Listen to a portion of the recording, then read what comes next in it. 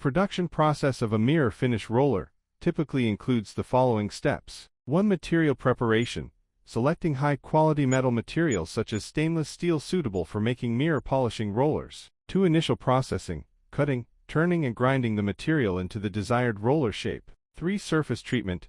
Chrome plating on the surface of the roller. For precision machining, finely machining the roller to ensure surface smoothness and dimensional accuracy. 5. Mirror finishing.